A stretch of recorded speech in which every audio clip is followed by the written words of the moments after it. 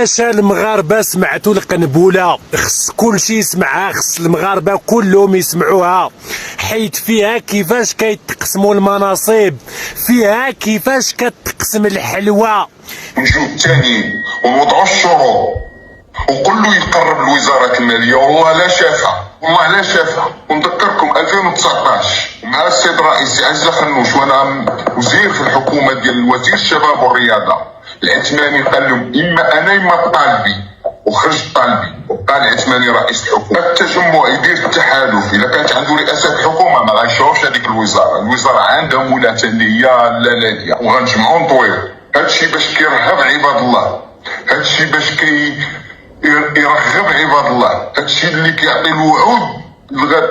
شويه الشجاعه، السياسه راه هي المواقف، وراه بالمواقف كتجي المناصب. اصحاب لكم بالتخبيعه كتجي المناصب. فيها كيفاش هذا تياخذ وهذا تياخذ وهذا تياخذ وهذا تياخذ، وانت خص تصيفطها لامك وخص تصيفطها لباك وخص تصيفطها لخالك وخص تصيفطها لجدك وخص تصيفطها لولدك وخص كلشي يعرف هذا الشيء.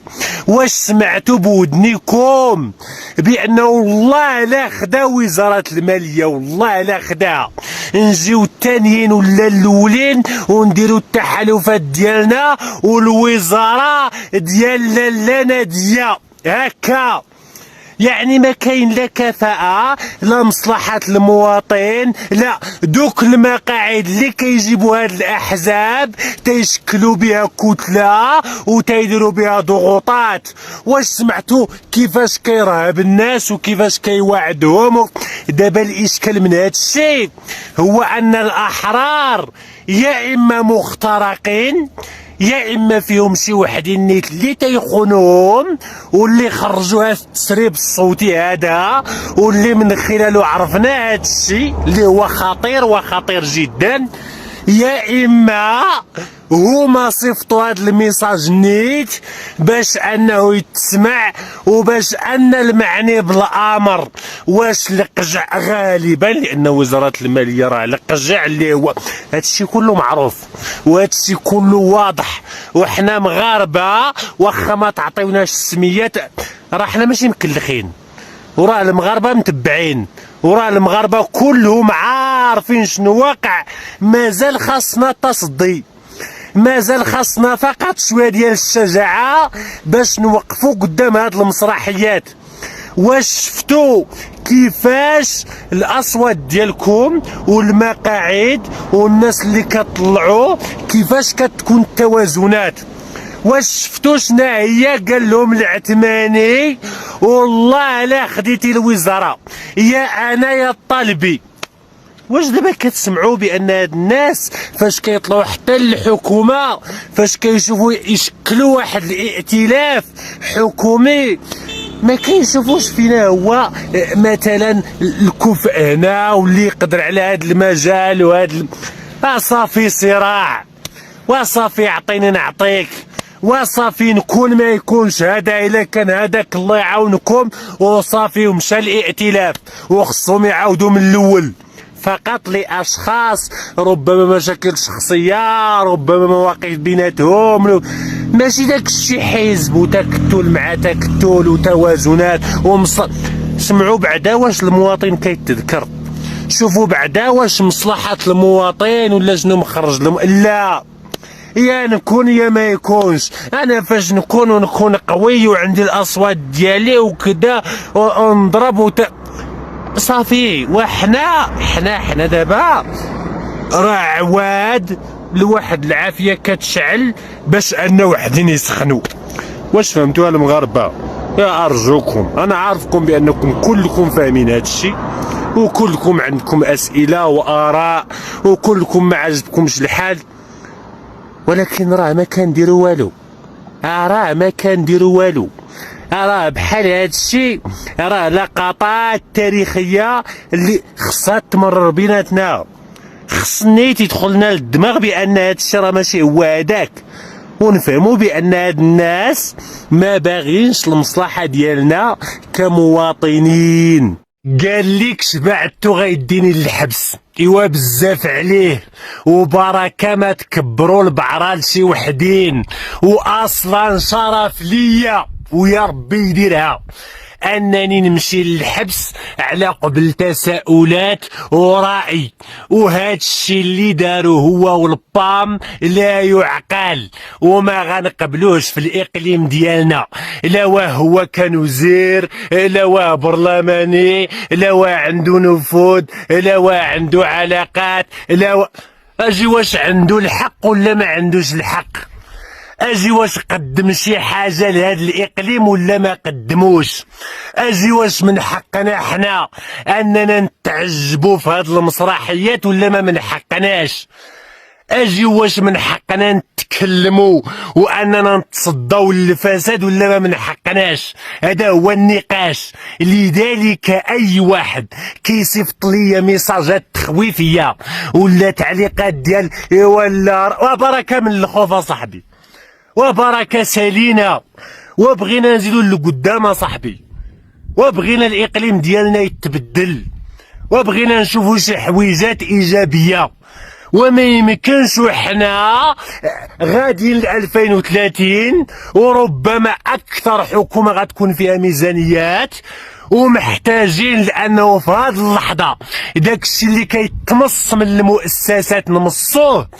ما غنمصوش حقنا كامل، ولكن داكشي اللي غيتجر اللي ممكن انه يتجر في علاقات السياسه بالزمن والمكان والامكان خص واحد يديرو.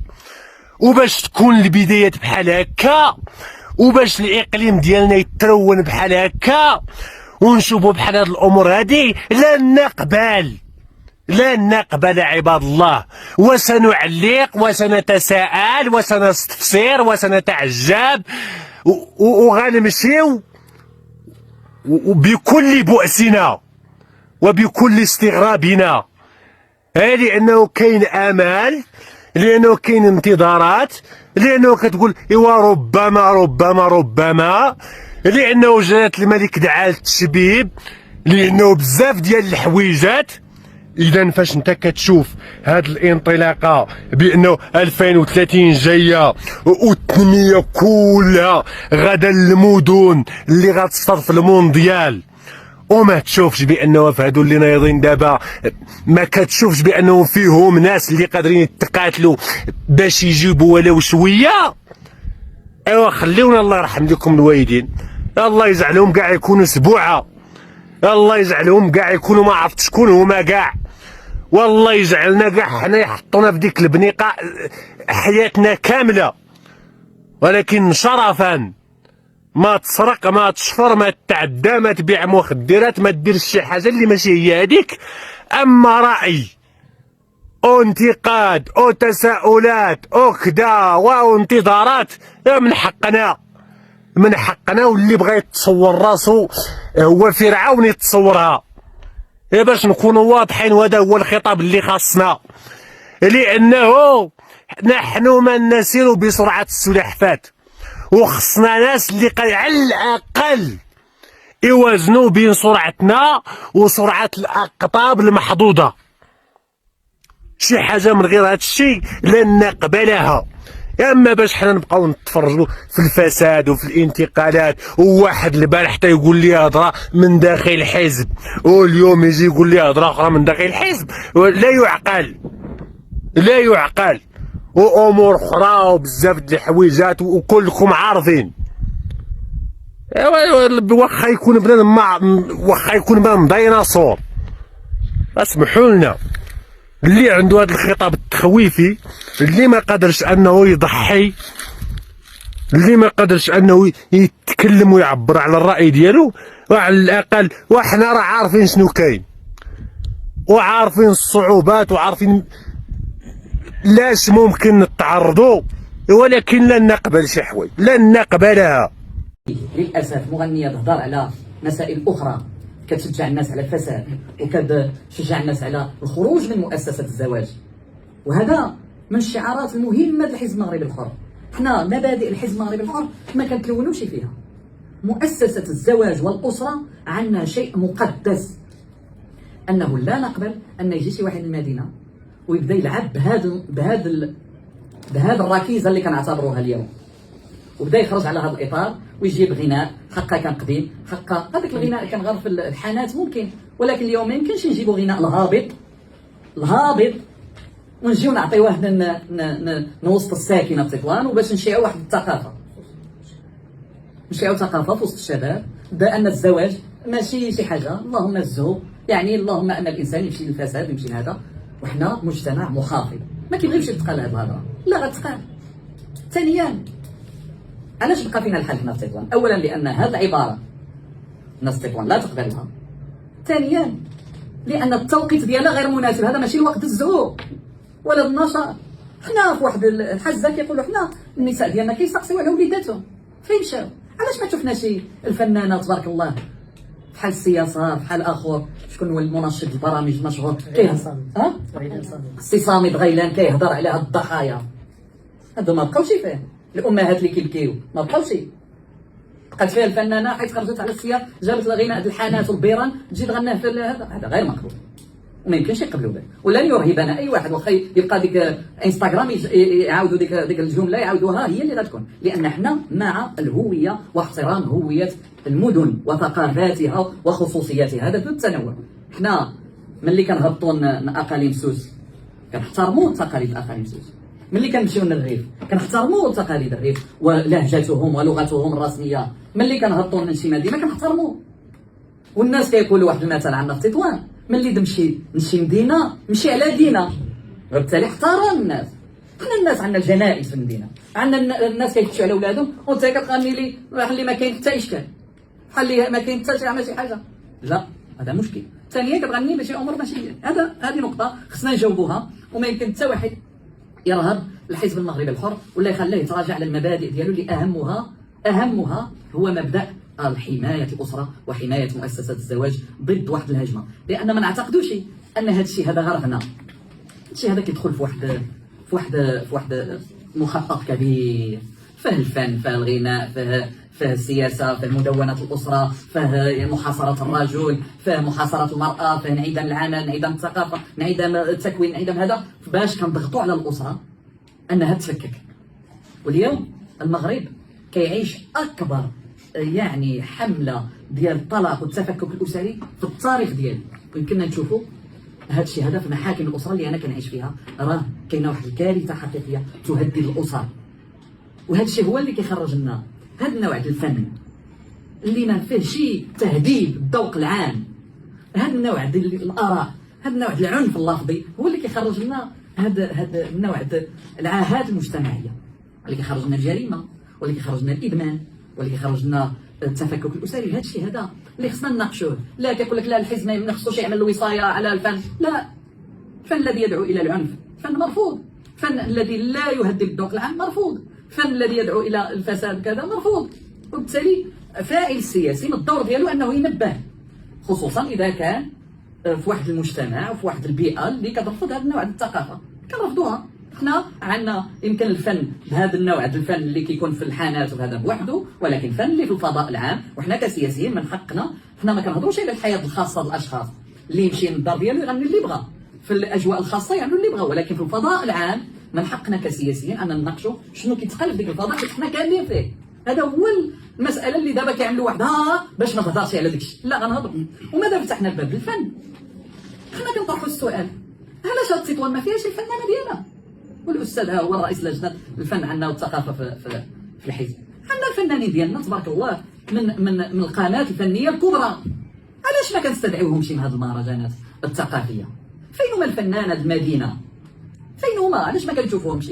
الفنانه اللي كيحترموا هذا المجتمع واللي كيتوافقوا معاه واللي كيفهموه واللي كيعيش معاه، فين هما الفنانه ديالنا؟ واللي انا كنعرف منهم عدد كبير من الاصدقاء ديالي في الغناء، في الطرب، في الكوميديا، في التمثيل، ما كنشوفوهم لا في مهرجانات كبرى، ما كنشوفوهم لا في الاذاعات الوطنيه ولا في المؤسسات.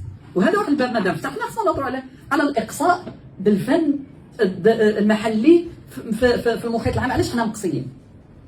ايوا كنا كنهضروا على الاقتصاد كنجبروا راسنا مقصيين، هذه المدينه مقصيه.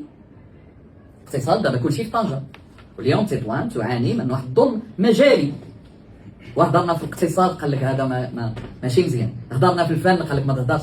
وفين نهضروا؟ هذا هما برامجنا، البرامج ديالنا تنطلق من المحاسبه كاساس، كنعتبروا ان المحاسبه خصها تكون ثقافه حقيقيه، وان كل شيء خصو يتحاسب وكل شيء خصو يتساءل على المسؤوليه ديالو. ملي كنسالوا المسؤولين اللي قدامين اللي جازوا البرلمانيين ورؤساء الجماعه لا ما تهضرش عليهم، واخا ما نهضروش عليهم. ملي كنتاخذوا الفن والبرامج ديالنا وكنطرحوا ان الفن خصو يكون وسيله لتهذيب المجتمع، وسيله للتاطير، وسيله، لا ما تهضرش على الفن.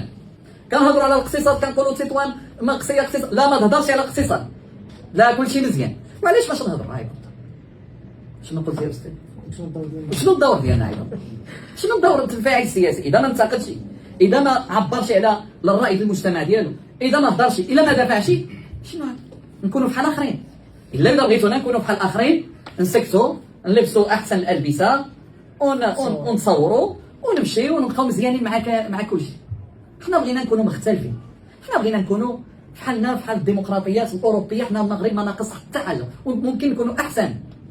انه الديمقراطيه المغربيه خصنا حنا نعيشوها، وهذا هو هذه واحد المساله اللي اليوم انا اهنئ عليها الحزب المغربي الحر وتنسيقيه الاقليميه للحزب المغربي الحر وكافه المنظمات، لا الشبيبه ولا النساء ولا الاطر، اننا حيينا المدينه عباد الله. راه المدينه كانت ماتت سياسيا وثقافيا ورياضيا مسكينه وكل شيء. حنا جينا باش على الاقل اذا كنتو حنا ما عملنا حتى حاجه، حنا على الاقل فتحنا باب النقاش. كاين اللي معانا وغيكون اللي ضدنا، وكاين ما يمكنش تكون معانا والتوافق ما كيكونش 100% كذا، ولكن على الاقل خاص كل سياسي في هذه المدينه يشوف راسو في المرايه ويقول كيفاش انا سياسي وما كنخلق حتى نقاش. حنا الحمد لله النقاشات اللي بدينا كنطرحوها في مدينه تطوان كتخلق جدل في مدينه تطوان، رجعت كتخلقوا على الصعيد الوطني، وهذا شيء ايجابي. لان دور الفاعل السياسي ماشي هو يجلس، ماشي هو يسكت. دور الفاعل السياسي حقيقه هو يخلق الجدل، هو يخلق النقاش، هو يدور في البيوت وفي الديور وفي المؤسسات يقولوا واش عنده الحق واش ما عندوش الحق وشنو عنده الحق. هذا هو اللي كيصنع الفكره، وهذا هو اللي كتقدم به المجتمعات، هو ذاك النقاش، هو الراي والراي الاخر. وهذا الشيء قدرنا على مدى تقريبا 3 سنوات وحنا في المدينه وحنا كنخلقوا نقاشات متعدده. وبالتالي اليوم ما يمكن له حتى واحد يزايد على الحزب المغربي الحر، لا اليوم خصك تهضر في البرامج، خصك تهضر في كذا، لا حنا كنهضروا في كل شيء. ما يمكنلكش شي واحد يتدخل فينا يوجهنا، لا هذا خصك تهضر، لا غنهضروا في اي حاجه، غنهضروا في كل شيء. في الاقتصاد هضرنا وقلنا اليوم ما يمكنش نمشيو على هذا الراي الغالب السياسيين ان تطوان سياحيه. وهذه الضجه اللي قامت على هذا النقاش الفني ماشي في هذا الاطار، ان تطوان كاين واحد المخطط اللي لا تبقى ماشيه غير في هذا الطريق، مهرجانات، لقاء فنيه الفنانه ماشي ديالنا، وكتجمع واحد السياحه موسميه. ولكن واحد السؤال، واش هذه السياحه كيستافدوا منها الناس د البلاد؟ ما كيستافدوش. اليوم الاخوه والاخوات خصني نقول لكم جاتني واحد الحقيقه، هو انه كاين عديد من المحلات التجاريه، مطاعم اللي فيهم ماركات كتكون في مدن اخرى، الله يوفقهم الله يزيدهم، كتجي من مدينه تطوان وكتفتح فقط في الصيف، وكتخدم الناس كتجيبهم من مدن اخرى. يعني ان هذه المدينه مسكينه حتى ديك الفتره ديال 3 شهور ما كيستافدوش منها الناس المدينه. وديك الفليسات اللي كنكونوا عوالين انها تجينا من داخل المغرب عندنا كتدخل في لاكيس بالمطعم وكترجعنا لمدينه اخرى. وبالتالي التساؤل اليوم مع رؤساء الجماعات، ما كاينش واحد دفتر تحملات قبل ما نعطي الرخصه للمطعم؟ مرحبا به، كيف ما كان ماركه عالميه ما عرفتش مني هذا مرحبا به، ولكن كيكون دفتر تحملات. اسيدي قبل ما تدخل لهنايا غتخدم الناس تطوان، ما تقوليش عنصريه، هذه ماشي عنصريه، العنصريه هي التي تمارس علينا وخصك تسكت واياك تهضر. ملي ننظموا مهرجان فني يكون فيه دفتر تحملات، عندنا 70% ولا 80% فنانات المدينه، 20% واجب نخدموا الطقطقه الجبليه ديالنا، نخدموا الطرب الاندلسي ديالنا، نخدموا الناس ديالنا، المنشطين ديالنا، الكوميديين ديالنا. عندنا الحمد لله ارقام يكون كل شيء موجود عندنا. اللي عندنا بزاف هو الاقصاء. هذا هو النقاش اللي خصنا نفتحه، وهذا سبب الازمه في المدينه. المدينه عندها جميع المكونات باش انها تكون مدينه عالميه، كل شيء عندها الجغرافيا، عندها العنصر البشري، عندها الاخلاق، عندها القيم، عندها تكوين الناس ديالها. وبالتالي اليوم هذه المدينه تحتاج فقط الى من يدافع عنها.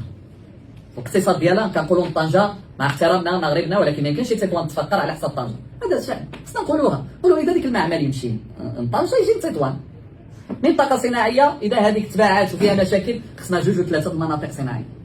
هذه مساله كنقولوها ونعاودوها. كيقول لك لا ما كنسمعوش البرامج ديالكم لان ما باغيش يسمعوا.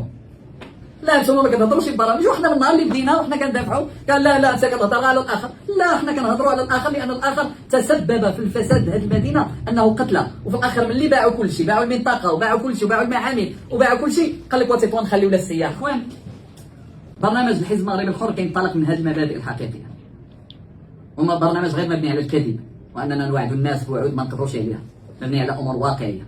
اليوم تطوان كتستحق اننا ندافع عليها من ناحيه الهويه ديالها، هويتها الاندلسيه. وهذا علاش حنا عاملين الحرب مع هاد الناس، انه اليوم جاء الدور تطوان ما بقاتش ما عندها شي مولاها كما كنا كنقولوا، وما بقاتش يتيمه. اليوم مع القوه الحزب المغربي الحر شي حاجه اللي ما كتعجبناش كتطوانيين غنقولوها، ويبقاو يغوتوا علينا يقولوا شي حاجه ما عجبتناش. لان اليوم مع احترامي من كل الفعاليات والثقافات الاخرى اخذت الحق ديالها. الثقافه الامازيغيه الحمد لله اليوم مدستره بالدفاع بالرجال ديالها عليها، وبالتالي من حق الثقافه التطوانيه انها تجبر الرجال والنساء اللي يدافعوا عليها. هذه مساله.